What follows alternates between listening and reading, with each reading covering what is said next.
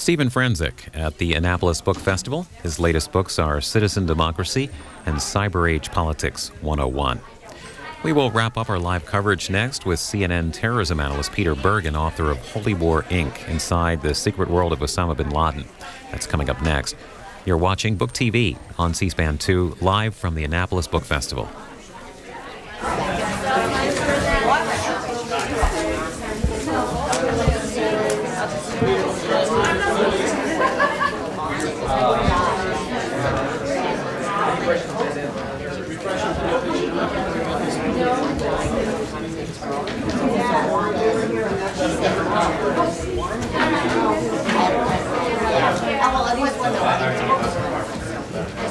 Ready? We can get started.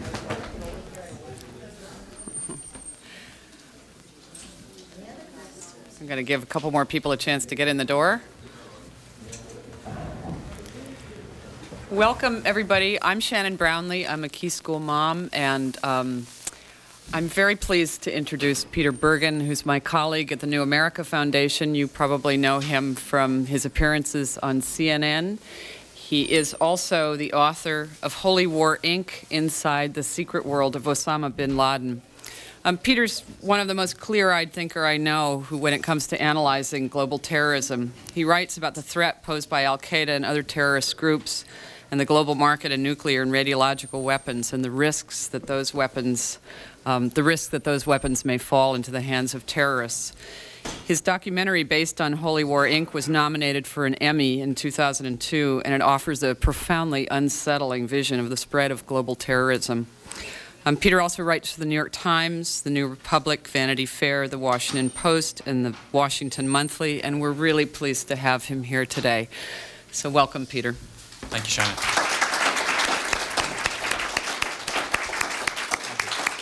So I'm going to talk, obviously there'll be a Q&A afterwards, but let me just give you a sort of roadmap of the things I want to talk about. So that, I'm going to start with explanations of 9/11. We all know what happened on 9/11, but there's actually a lot of debate about why it happened, and so that'll be one part of it. I'm also going to look at situation in Afghanistan, situation in Saudi Arabia, situation in Iraq, how al-Qaeda might be developing, and also make some predictive statements about what al-Qaeda or its affiliates might do next. So let's start with explanations of 9/11.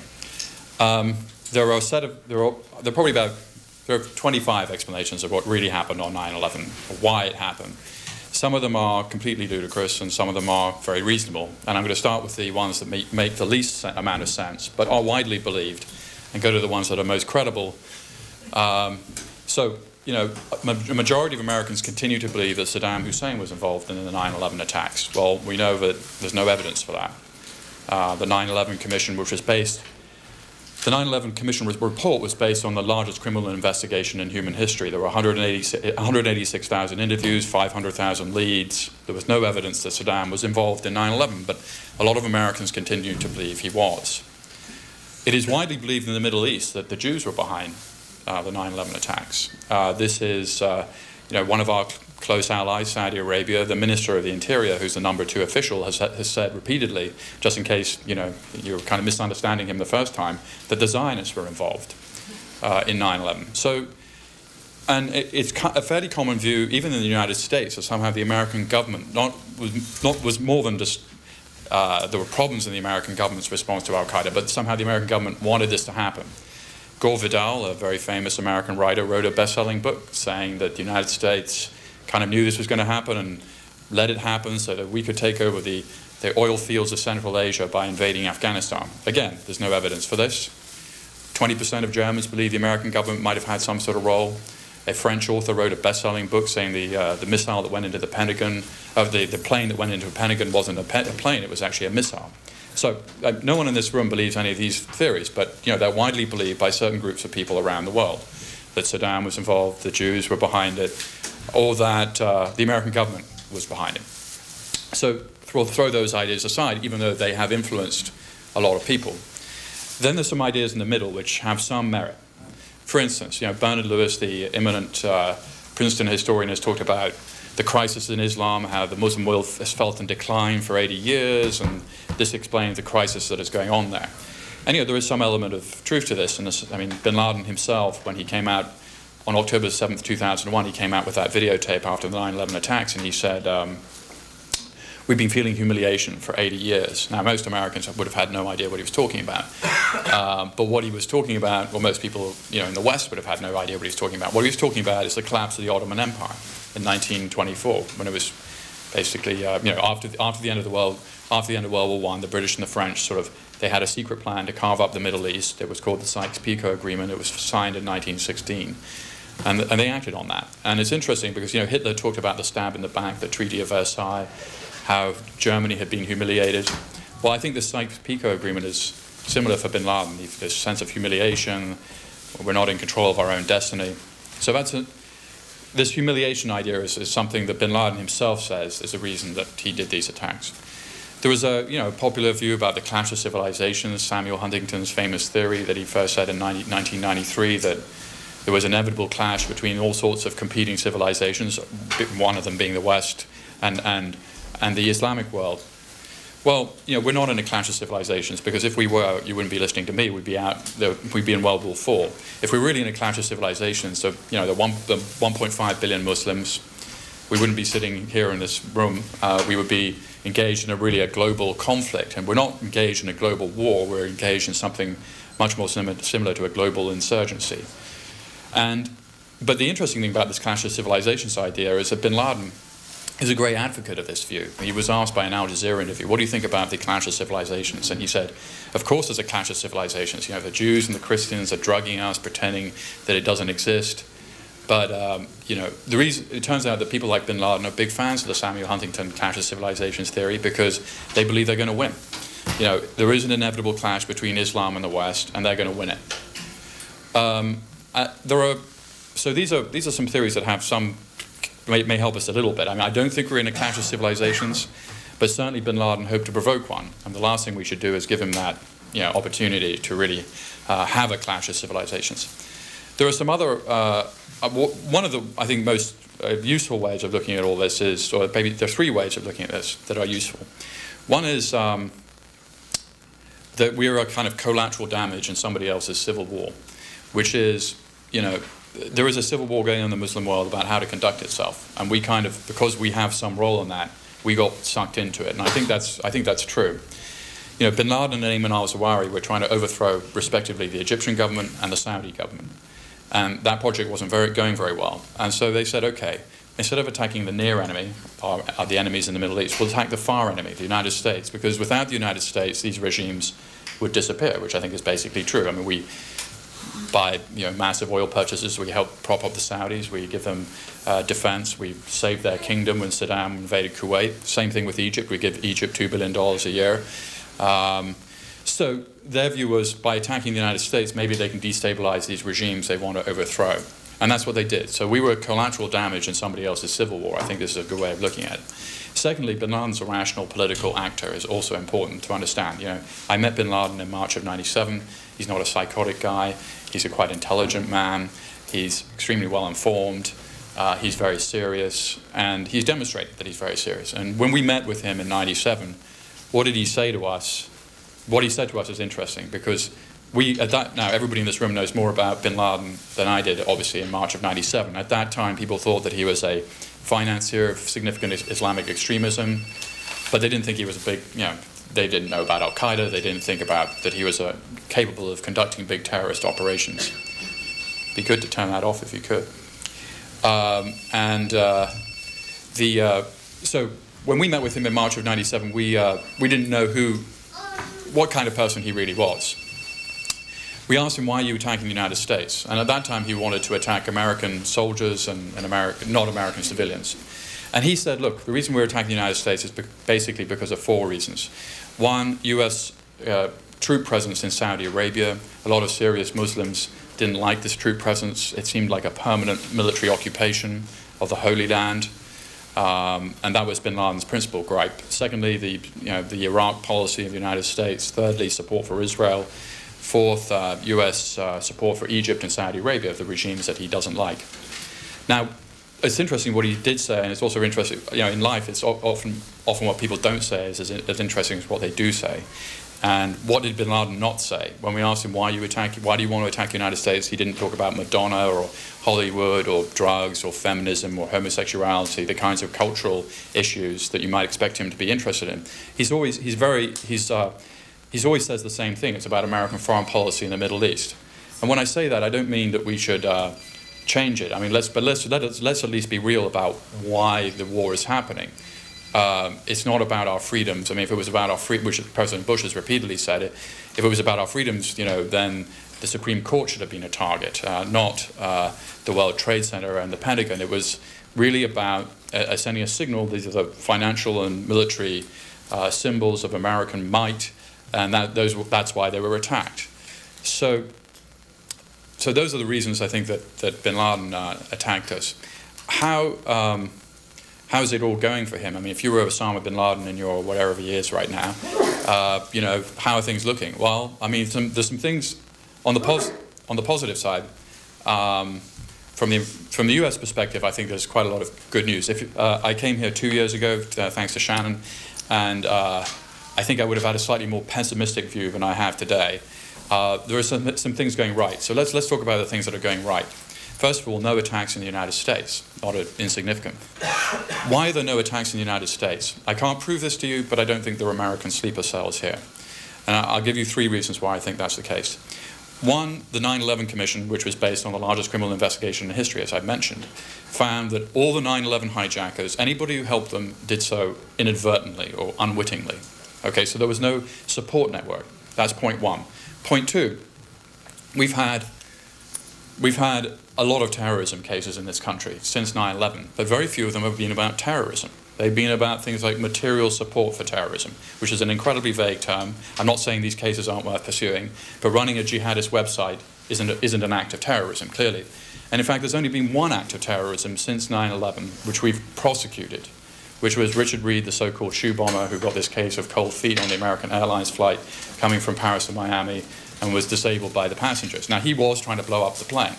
But other than that, there have been no terrorism cases. Oh, there's one other case, a guy called Farris, who was an Ohio trucker who planned to bring down the Brooklyn Bridge. Well, his plan to bring down the Brooklyn Bridge involved cutting through the cables of the bridge. Now, the cables of the bridge are the size of this room, or larger. So, it wasn't a very sophisticated plot. So the 9/11 Commission said that hijackers didn't plug into an Al-Qaeda support cell. The terrorism cases in this country have mostly been about things that don't really involve terrorism. And there's one other reason why lack of attacks, right? I mean, if you were a sleeper cell, at a certain point, if you're a sleeper cell and you don't do anything, you're so asleep that you're effectively dead, right? So at this point, it seems to me, you've had 2 opportunities to really mount a big attack. One is the Iraq War, and the other one was the presidential election. Nothing happened.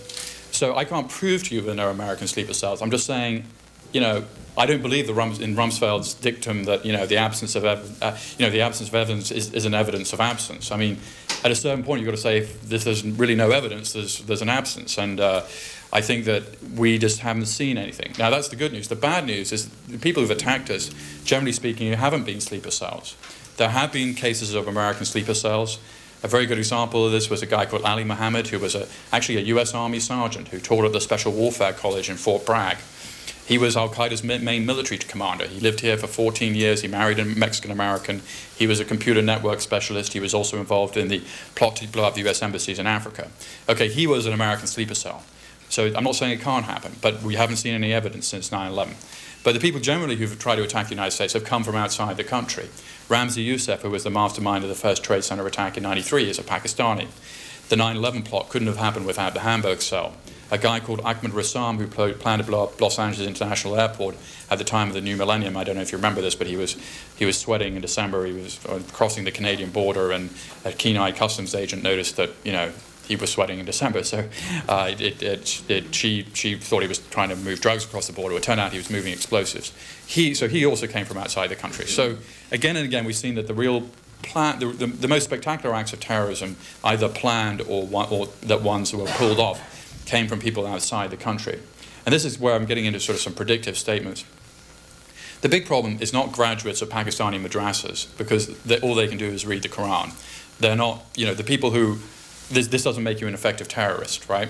You know, the graduates of sort of religious schools in the Middle East, and there's very little evidence they get involved in terrorism. The people we have to be concerned about are people like Mohammed Atta, who was the lead hijacker. He spoke 4 languages, basically fluently. He had a doctorate, ironically enough, in urban preservation. He studied in Germany. You know, this is a sophisticated guy. This is the sort of person we have to worry about. And I think that what we have to worry about going forward is what's happening in Europe. You know, Europe has 20 million Muslims. There's a lot of problem of European racism where, you know, if you're a Pakistani in Britain, you're not really fully integrated. If you're an Algerian in France, you're not fully integrated. If you're a Moroccan in Holland, you're not fully integrating. You know, we have an American dream which sort of works. When people come to this country, they usually get with the American dream. They don't. There are no second-generation Pakistani Americans going to go and fight in terrorist groups in Kashmir. There are a lot of second-generation British Pakistanis doing that. You know, the Lackawanna case, I don't know if you remember these guys in Buffalo who went to a Taliban training camp. Well, you know, instead of becoming part of the Taliban, after they went to the training camp, you know, the food was bad, the weather was lousy, the people were crazy. One of them tried to actually escape. And, you know, they made the big mistake, they made the Martha Stewart mistake of lying to federal investigators about the fact they'd been there. And I'm not saying that, you know, that the case was not worth prosecuting, but what I'm saying is that they didn't become members of Al-Qaeda. They essentially got cold feet, which goes back to the lack of sleeper cells ideas. One of the reasons that we don't have sleeper cells here is that most people who come here seem to buy into the American dream, and that is not true in Europe. And we've seen a whole slew of things. We saw the Madrid attacks last year in 2003 that killed 2004 that killed 191 people. We saw the assassination of the Dutch filmmaker, the descendant of Van Gogh. His name was Theo Van Gogh, also last year. We've seen pretty serious plans to try and blow up Heathrow Airport. People manufacturing ricin, which is a low-grade sort of assassination tool in London. We've seen attempts to try and blow up the US Embassy in Paris. I mean, I could go on. The point is that in Europe, there is a fairly active group of people compared to this country. And that's a problem. You could say, hey, well, it's just a European problem. We're sitting here in the United States. It doesn't matter. Well, it is a problem because Richard Reed, the guy, you know, the shoe bomber that I mentioned earlier, he didn't come on a Yemeni passport or an Algerian passport. He came on a British passport. He's a British Jamaican, second generation. He got radicalized, probably in jail. He was sort of a low-grade criminal. So these are the sorts of people that are likely to try. We've seen it historically already, and I think that's going to be the pattern in the future. You know, are they able to do something in the United States right now? I'm very skeptical. I mean, the 9/11 plot was, in a sense, a very simple idea, but it was incredibly complicated. If you look, incredibly complicated operation. It involved money transfers from Dubai. It involved recruiting people from around the Middle East, flights training in the United States, meetings in Malaysia, coordination in Hamburg, further coordination back in Afghanistan. You know, that ability to put on such a complex kind of plot I think is completely gone. On the other hand, if you'd asked me on September 10th, 2001, could there be an attack in this country, I would have said that's impossible. So you can ignore everything I've said up to this point. So, anyway, I do believe that they have been, we're in a very different posture. It's not just that the government has been reorganized, it's that people in this room are much more, you know, most Americans are a little more suspicious of suspicious activities that they wouldn't have been before. One of the reasons that Richard Reed wasn't able to blow up the plane when he was flying from Paris to Miami was that he was disabled by the passengers and the stewardesses. You noticed that he was fiddling around with his feet in a kind of mysterious way. Before September 11th, people might have just sort of dismissed that as somebody was having some kind of mental problem or whatever. But anyway, the point is we're in a very different posture. Of course, a separate problem is that they have a very long timeline. You know, Americans have many virtues. Patience isn't sort of number one, and we tend to live in, you know, next year's election cycle, next year's, you know, it's very, we kind of dismiss problems if they haven't been shown up recently. The people that are opposed to us have a very long timeline. Ayman al-Zawahiri, who's bin Laden's number 2, said it took, in his autobiography, pointed out that it took 200 years to get the Crusaders out of the Middle East. And they really, that's the way they think. So, you know, I'm cautiously optimistic. I've spent a lot of time in Afghanistan. I was there during the election. 3 million Afghans have returned to their country. Refugees don't return to places they've spent many years avoiding if they don't think the situation is improving.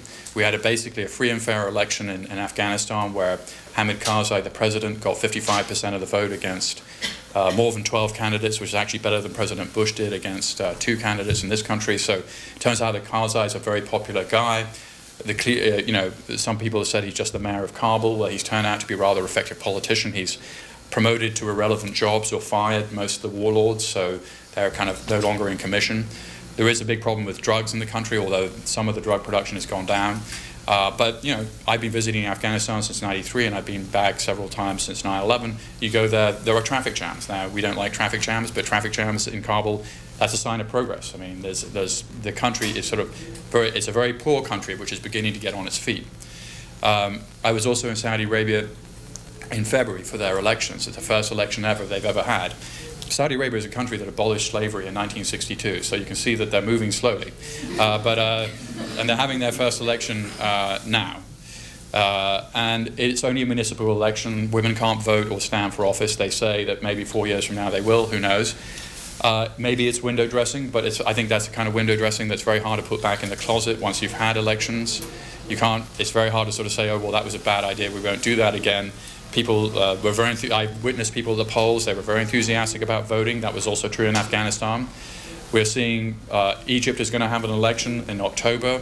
Again, the first really we'll see what it is, but I think it's going to be a more fair election than they've had in the past, where President Mubarak will actually have other candidates against him. We've seen elections in Iraq. Obviously, the Iraq situation is still very, very bad, and that brings me to my next question, which is how is Al-Qaeda evolving? Al-Qaeda, the organization, has taken a huge hit, but Al-Qaeda, the ideological movement, is alive and well. And it's easier, arresting people is easier than arresting ideas. And Bin Laden's ideas have been very widely distributed at this point. And you remember the deck of cards in the Iraq War? If we get all the people on the deck of cards, then the sort of violence will go down. Well, it turned out the more people we got on the deck of cards, the more the violence went up. So it's not enough just to arrest people. Yes, we've disrupted Al-Qaeda, the organization, but there is this wider ideological movement that the Iraq War has given a huge boost to. And I'll give you 3 reasons, three examples of that. Americans are hated in a way around the world in a way that was not true.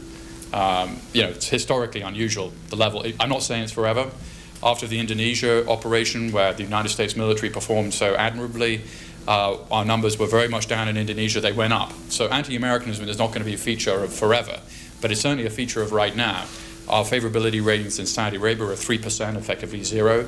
Bin Laden scores better numbers in Pakistan than President Bush does in this country. Bin Laden has a 65% favorability rating in Pakistan, 55% in Jordan, 45% in Morocco.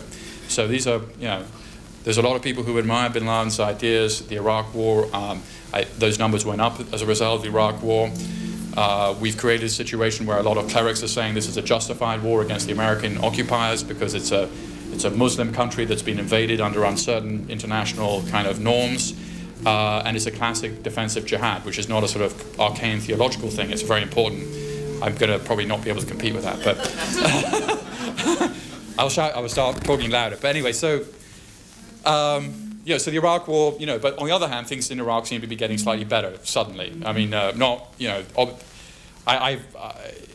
they've still got a long way to go, obviously, but it seems that there are some grounds for optimism. Maybe if the Iraq, turns out, 5 years from now, 10 years from now to have been a success, maybe the Iraqi invasion will prove to have been worth it. But certainly we have suffered in terms of anti-Americanism. Islamist parties broadly sympathetic to Al-Qaeda's agenda have done well in elections around the world in places like Pakistan, Kuwait, Morocco, Bahrain, Indonesia in the last couple of years, also related to the Iraq War. Voting for an Islamist party, being anti-American doesn't make you a terrorist, but we seem to have increased the pool of people willing to dislike us, and that I think means that we've increased the pool of people willing to do terrorist attacks. And in fact, when you look at the 2003 terrorist figures, it was the worst year for terrorism since 1982. So, these are 3 objective benchmarks: the polling data, the Islamist parties doing well, and the fact that terrorist attacks have actually gone up. In 2004, by the way, I think is going to be much the same. I think it's going to be a somewhat embarrassing number for the Bush administration, because clearly it would be nice to say, well, terrorism's gone down for them, but I don't think that's going to be the case. So I'm trying to really think if I can end on an optimistic note. I think that I mean, overall, Al-Qaeda is disrupted. I mean, there's one big thing we haven't done, most obvious. We haven't found Osama bin Laden. You know, and Osama bin Laden, Ayman al-Zawahiri, getting Khalid Sheikh Mohammed, who was the operational commander of 9/11, finding him, arresting him. We've actually probably subjected him to some treatment he doesn't really like. All that, you know, that's great, and he certainly saved some American lives by finding him. But the difference between Osama bin Laden and Ayman al-Zawahiri and somebody like Khalid Sheikh Mohammed is these are very different. Osama bin Laden and Ayman al-Zawahiri are very bright people who had this idea: we're going to get all these people from around the world who don't really have that much in common necessarily, Indonesians with Algerians and people from the United States, and we're going to mold them into this one group, Al-Qaeda, with this one goal of attacking Westerners and also Jews. Well, that was, you know, they had a certain genius, and we haven't found them. By the way, the notion that they're not in command and control of their organization is totally is wrong.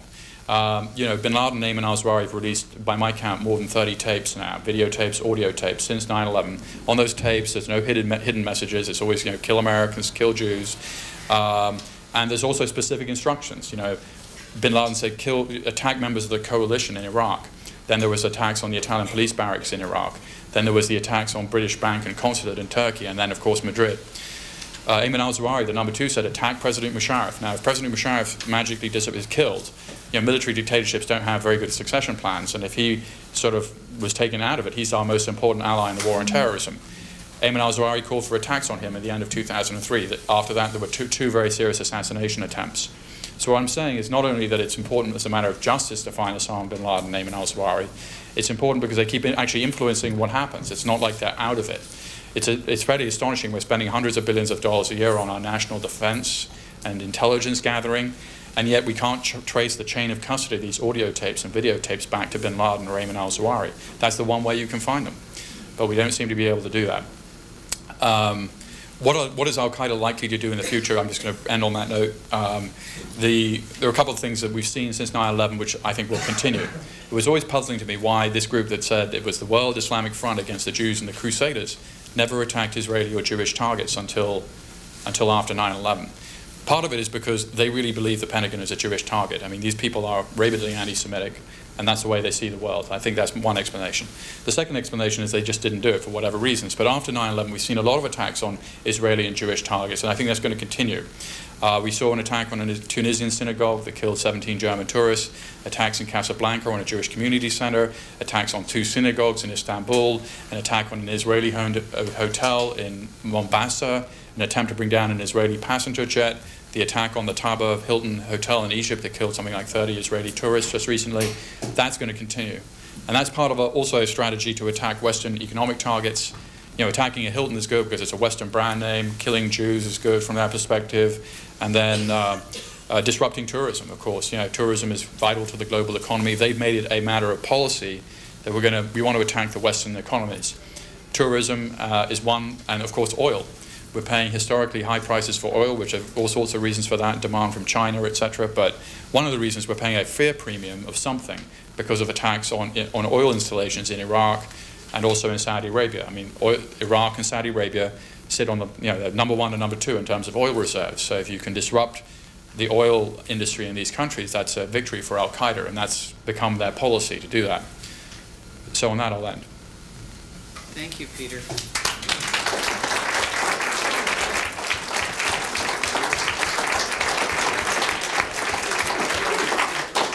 Before I open it up to questions, I'd like to say there's the 3 seats in the front here, and if anybody wants to come move forward. I'm going to take the moderator's prerogative and ask the first question here.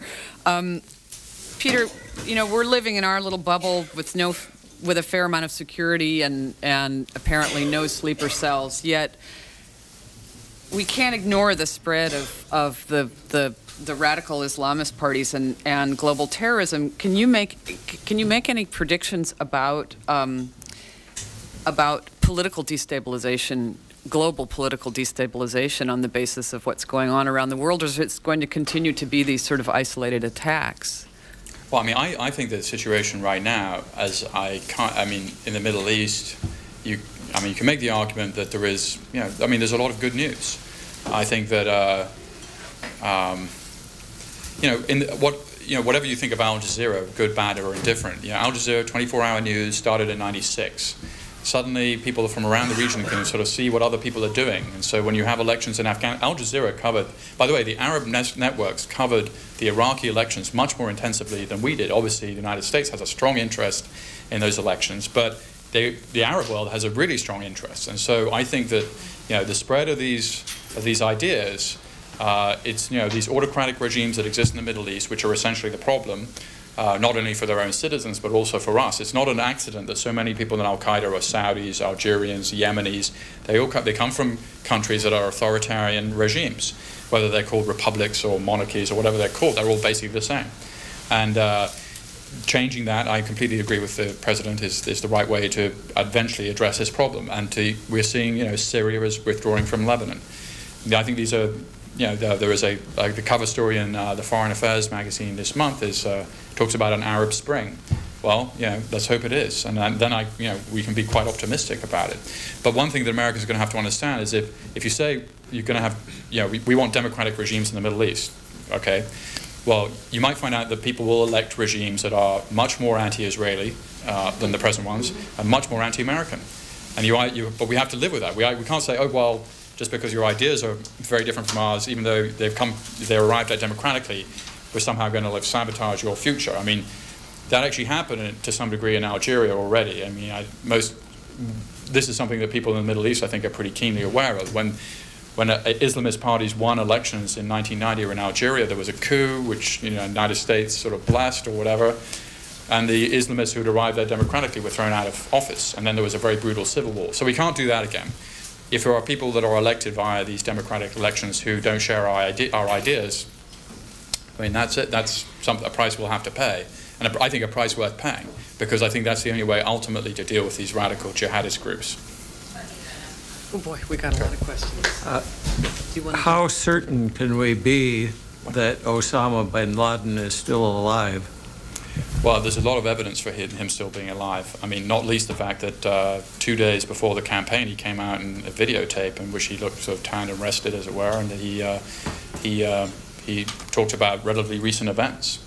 So, I mean, we've had, by my count, 18 videotapes or audio tapes from bin Laden, many of which have referenced contemporaneous events, the assassination of Yassin in Palestine, these kinds of things. So you know that it's not like he could have prepped all these tapes in advance unless he's clairvoyant. So there's plenty of evidence he's alive and none that he's dead. I find it remarkable that you were able to connect with Osama bin Laden, but we have our entire government and many others involved, and they aren't able to do that. I think that's a tremendous credit to you, and we thank you for those interviews.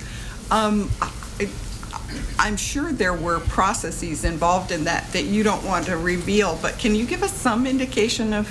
Well, I mean, it was really, there's nothing that's, there's nothing really that I can't reveal. I mean, basically it was difficult to see him then. These guys are very paranoid and very secretive, and that's one of the reasons, and they're quite intelligent, and that's why we haven't found them. It took the Israelis 15 years to find Eichmann in Latin America, despite the fact they really wanted to find him. Eric Rudolph, who just pled guilty to all the various attacks in Atlanta, and 5 years in North Carolina, subject to the biggest FBI manhunt in history in this country. So bin Laden has historically been difficult to find. It's not like, I think it's got even more difficult, obviously. When we were looking for him, he was still, didn't want to be found, really. I mean, he was making it difficult to, the Saudis had tried to assassinate him in '94, so he's very concerned about his personal security. We weren't allowed to bring anything with us. It turned out we brought our cameras, watches, all these things we had to leave behind. Multiple chains of vehicles, middle of the night, it was sort of very dramatic kind of encounter. And he appeared out of the middle of the night, and he was, I didn't even know what he was going to look like at that time. There wasn't really pictures of him that were around. Of course, he's 6'5", he's very tall, he spoke very quietly, he seemed, the people around him hung on his every word. One of the reasons that there are 3 reasons you usually find people. One is money, cash rewards, which has worked with some terrorists in the past. 2, people yakking it up on their cell phone or satellite phone, which he is not doing. The people around him are not motivated by money. We've had $5 million starting in '99, went up to 25, now it's 50. Perhaps facetious suggestion is we're spending $1 billion every 3 days in Iraq. Why not just make it $1 billion and see if we could shake him loose? But I don't think in the end with the money, so it was hard then. It's like obviously even harder now. And it would be kind of a life-threatening thing to try and find him at this point, I think. How did you communicate that you wanted to interview him? He had a media advisor in London, and I met with him. That's me. That's literally. Well, he was his media advisor. And then I had one other question, and that was, we have kind of demonized Al-Qaeda and Osama bin Laden, but I think they probably are representative, and there are probably other terrorist organizations out there that we're not adequately covering in the American media. Do you have any? Well, I mean, demonizing Al-Qaeda and bin Laden is not a terrible idea. I mean, if I can start there. But no, but I think we've kind of singled them out as our. I see. They're the worst. Yeah. Well, relations focus. There are other terrorist groups out there, but none of them have been as effective as Al-Qaeda or likely to be in the future, I think. I mean, Al-Qaeda, there was an historical moment when the United States was extremely vulnerable, and they took advantage of that. And that's not true anymore. I mean, Al-Qaeda has influenced a lot of other I mean, look at this guy Zarqawi in Iraq. He wasn't part of Al-Qaeda really before. 2 years into the war, he suddenly says, well, I'm pledging my allegiance to Al-Qaeda, and I'm changing the name of my group to Al-Qaeda in Iraq. So, bin Laden, there's a reason that they're number one. Because at the end of this, I get back to this ideological thing. Zarqawi, who's clearly a very unpleasant man, who was a criminal, in fact, who became more radicalized in prison. He doesn't have any ideas. So if he killed tomorrow, he has no legacy. Bin Laden and Ayman al-Zawahiri have a whole set of ideas, and this is where they step into a vacuum of leadership in that part of the world, and are able to present themselves as talking for that part of the world.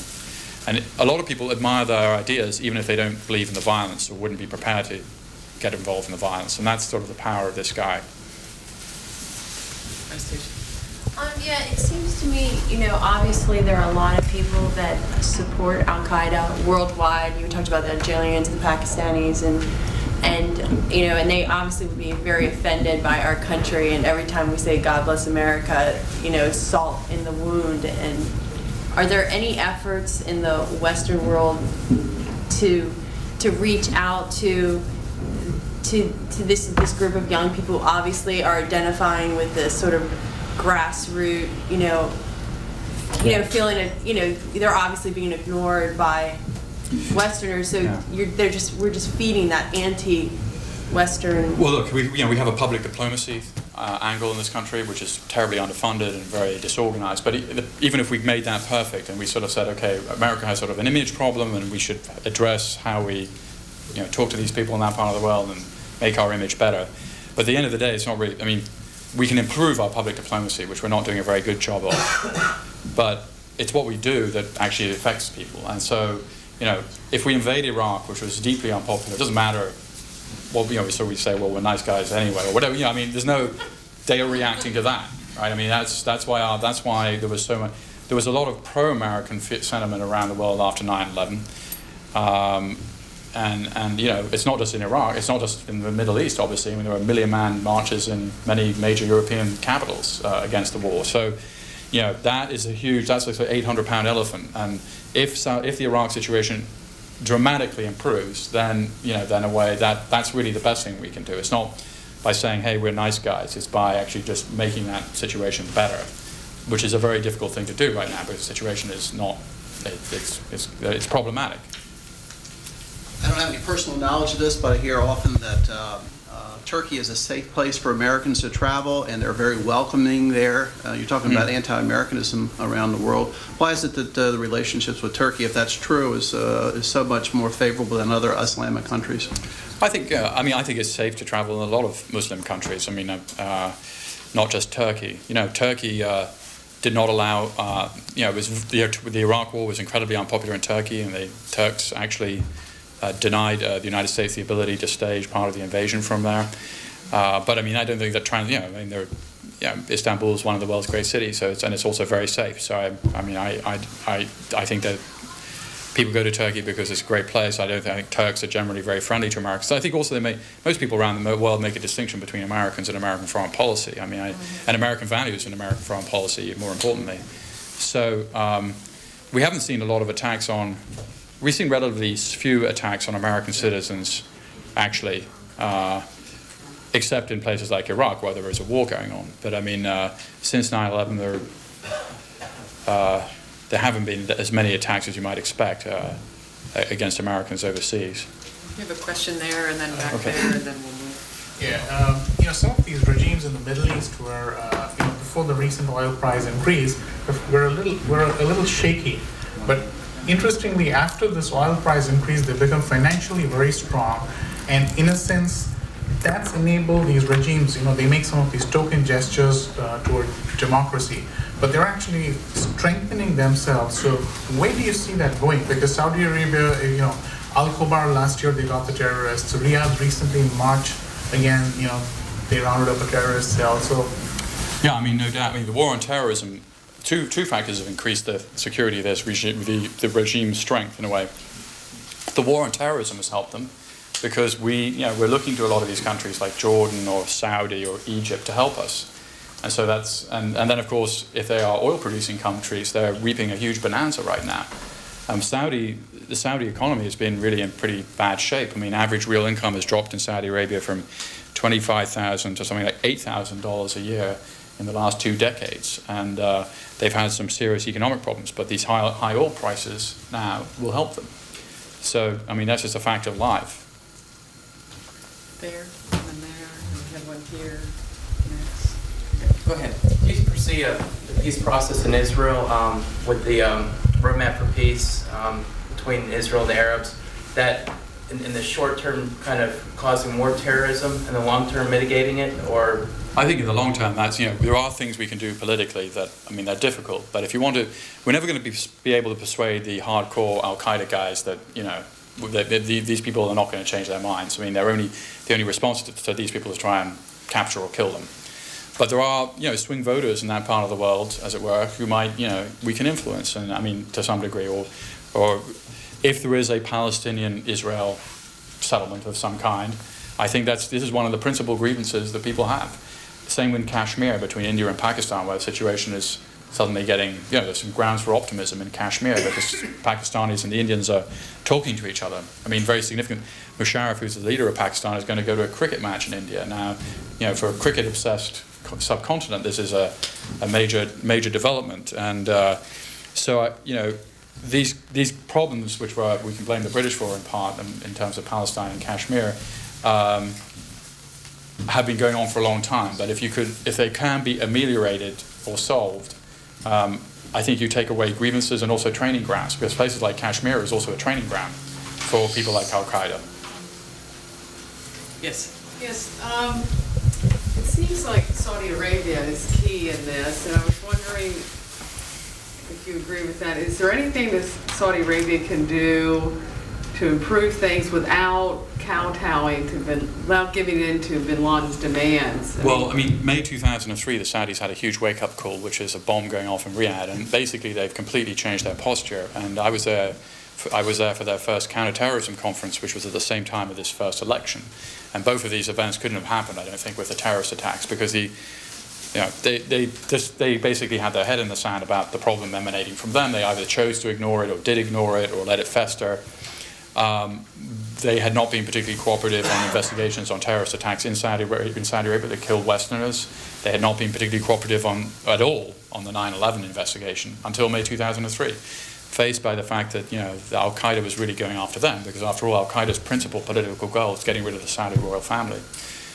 They have really changed, and now there's been something like 22 terrorist attacks in Saudi Arabia since then. They've arrested 800 people. They've killed a lot of. They don't. It's not like they read people their Miranda rights. They've gone out and killed a lot of people, and so they have arrested the problem for the moment. But they have a huge blowback problem when the Iraq War ends, and this is another point I want to make today. It doesn't matter what your view about the Iraq War is, and in fact, let's say for a second the Iraq War is a tremendous success. A few years down the line. they're somewhat stable, somewhat democratic, etc. There's still going to be a big problem with these foreign fighters who came in from around the Middle East, some from Europe.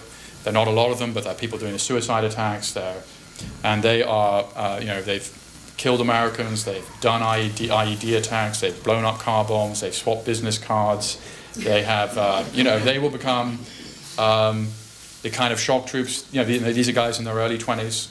The people who fought in the Afghan war against the Soviets are people like bin Laden, who's now 48. And this is going to be a huge disposal problem, and it's going to be a really big disposal problem for the Saudis, because the majority of them are Saudis. And the Saudis are saying, Saudi clerics are now saying, terrorism bad, etc. But fighting in Iraq, not so bad. So a lot of the most radical people, a lot of them are getting sort of one-way tickets to Iraq, where probably the Saudis would be very happy if they all got killed.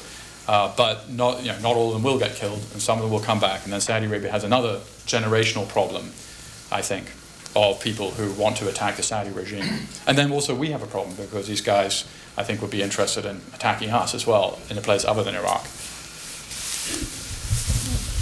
You mentioned 3 reasons why Al-Qaeda hasn't attacked the United States since 9/11.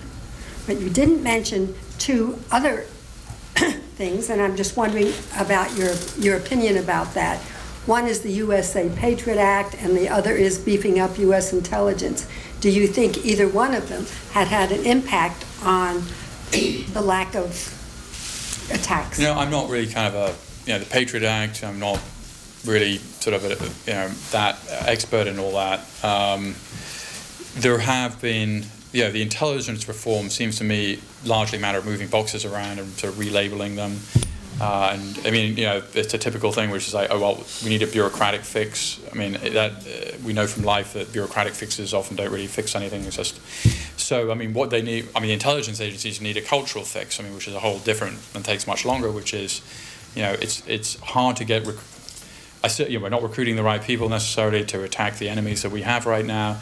The background check is becoming more onerous rather than less onerous. So if you want to have more and more people who can work at, who might be suitable to live in North Virginia and work for an accounting firm, these are not the right people to be recruiting inside the agency to really go after Al-Qaeda or its affiliates. I don't think we're recruiting those people. Anecdotally, I think that's true. The Patriot Act. By the way, I think if there was another attack in this country, concerns about the Patriot Act would go completely out the window. I mean, I think most Americans would tolerate something approaching a fascist state and be very happy about it, because most it's not just Americans, people value their security above every other. We've seen that in Iraq. I mean, security is the most important thing in life. If you don't have that, you don't, so you're prepared to give up everything for that. So I think if there was another, the very worrisome thing about another terrorist attack is that I think the civil liberty arguments would go away. In favor of something much more draconian. I'm wondering, not that anyone hopes this would happen, but I guess I don't understand why there haven't been suicide attacks in the United States. That, a big, serious, planned, long years in making terrorist attack, but it just seems like that would, in just a split second, scare the entire country. Right. Well, and I think vulnerable. I mean, again, it's the fact that it hasn't happened suggests that they don't have people to do it. There was one kind of attack, arguing a little bit against myself here. I don't know if you remember, in Los Angeles International Airport, a guy went up and shot up the El Al counter and killed himself and one other person. He was an Egyptian. He had some links with a terrorist group back in Egypt. There are 100 other airlines he could have shot up at Los Angeles Airport, and he decided shooting up the El Al counter. So there has been one example of that kind of attack. It was kind of a suicide by police thing where the police killed him. I think that there were these people willing to do this, that they would have surely by now they would have done something. So, I just don't see that as being a problem, but. It's very dangerous, of course, to make these kinds of statements because, tomorrow somebody will do a suicide attack in a mall somewhere and I'll be completely wrong. But I don't think that we just haven't seen it. And not for a lack of anniversaries or moments that would have been psychologically very important. I mean, the American election would have been really, really a good moment, and nothing happened. So I'm just not convinced that there are these people here.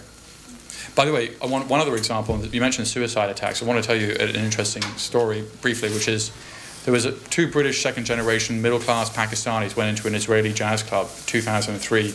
One of them blew himself up and he killed 3 people. Now, I don't think there's any evidence of British people being involved in suicide attacks, certainly not in Israel. And if they can do it in Israel, they certainly can do it here, which is why I go back to this thing about Europe being really a problem, because we're not seeing second-generation British American Pakistanis conducting suicide operations anywhere. It's just not happening. One of the great untold stories post 9/11 is how the American Muslim community has basically sort of just said no. I mean, they have no interest in this kind of views. There's very little evidence at all that we have some sort of jihadist fifth column, in my view, in this country. But that's not true in Britain. And so this suicide attack on an Israeli jazz club, that could be a model for the kind of attack that those guys could just as easily have come here. We have a thing called a visa waiver program with a lot of European countries, which is, would be terrible to change because it would be so kind of, already our image is suffering. We don't want to change it necessarily. We might, we might think about ways to amend it, but the people who are going to do a suicide attack in this country are not going to be people with a Middle Eastern passport. I think they're going to be second generation. They'll have British, French, Spanish, something, because and they will have no criminal record.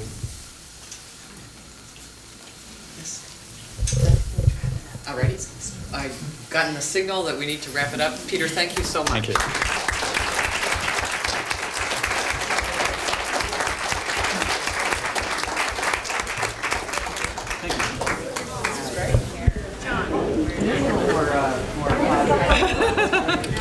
You know what's interesting? If an Israeli-Palestine agreement is in the best interest of sort of quieting radical Islamism, it is precisely what the radical Christian movement is not.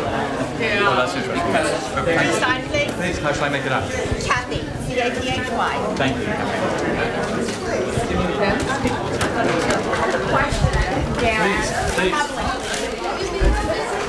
Osama bin Laden were to contact you through his media representative. Yeah. And offer an interview, and you don't have to answer that, but yeah.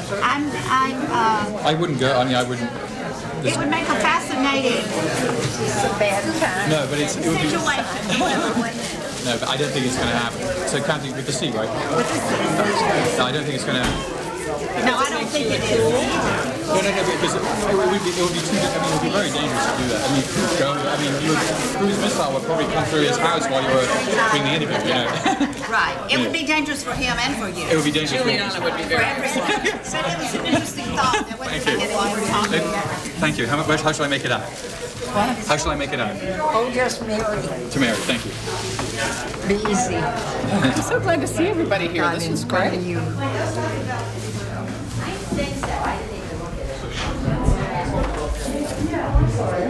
I forgot to mention Rita Tomorrow. Thank you, Mary. I just wanted to say thank you. I look forward to your reporting every time you're interviewed. Oh, thank you. Thank you. I think so much of what we see on the news, I grew up in Europe actually, so much we see on the news is so superficial. Yes. And you've given us some immediacy that I think we needed and was really valuable, especially earlier as we were all trying to make this rapid learning curve of information. Well, thank you very much. Thank you. Really. How are you? How's it going, buddy? It's going well, yeah. I think we're in the way. So. That was good. I grew up in Bradford, so I know exactly what you're talking about. Oh, yeah, Bradford, yes. That whole problem. Yes. It's going to be like. Yeah. Pakistan. Yeah, well, it's a huge Pakistani population, and many cities in Britain like that. And of course, 99.9 of them are not going to be radicalized, but some but enough. It only needs one, doesn't it? Yeah, that's right. But why? I mean, I don't know. I just still don't understand why. Because I mean, are they not integrated into British society in a way that? I think it's racism. I think it's that simple. Here, pretty much. Well, no, we have racism here. No, we have, but in England it's directed at Paki. It doesn't matter where you come from in South Asia. You're a Paki. I mean, there are no distinctions of it. Or even if you're French, you're a Paki. Exactly. Yeah. No, and the same is true in Poland right now. Becoming so. The same is true in Spain. Under Franco, there were no Muslims in Spain. There are now millions. The Turks in Germany are maybe a little bit better. So I think that's the problem. That they're just not. They're not. You know why? It's not just that they're his second and third generation. It's also like somehow they're. The second generation in this country is like even more Americanized. They're very American. Well, and third, they're completely. Yeah, exactly. They bring it on here. It's like they want more of it. Everybody wants more and more of it. And it's funny listening to the previous speaker. What did he do? About the one that actually the guy before the guy. Oh, David Shipley. Yeah, that's very good. Was David in this room? Yeah, and I've seen a lot of parallels between things. Not direct, obviously, but.